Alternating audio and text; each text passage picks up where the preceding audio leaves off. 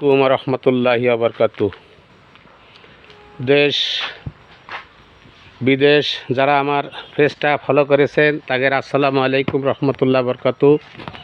আমি হাইড্রোপনিক্সে এই যে টমেটোর চাষ করতেছি, লেটুস, পালং শাক, তারপরে কেল লাগাইছি, এটা আছে ক্যাপসিকাম লাগাইছি।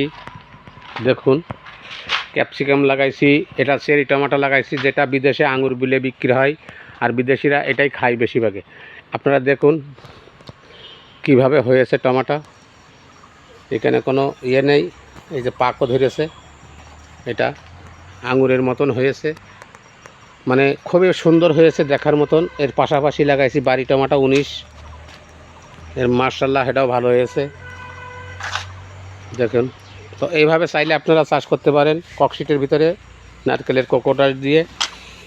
এই যে আপনার কোকোডাস, এটা সম্পূর্ণ নারকেলের ভুসি, দেখেন উল্টেছে, তো যেটা শুকনো আছে যার জন্য এটা উল্টেছে। তো আপনারা চাইলে এগুলো করতে পারেন। তো ভালো থাকবেন, সুস্থ থাকবেন, ভালো ফল খাবেন, বিষমুক্ত ফল খাবেন, ফুল খাবেন, শাক খাবেন। তো এই তো প্রত্যাশা করে আমি আজকের মতন বিদায় নিচ্ছি। আসসালামু আলাইকুম রহমতুল্লাহ।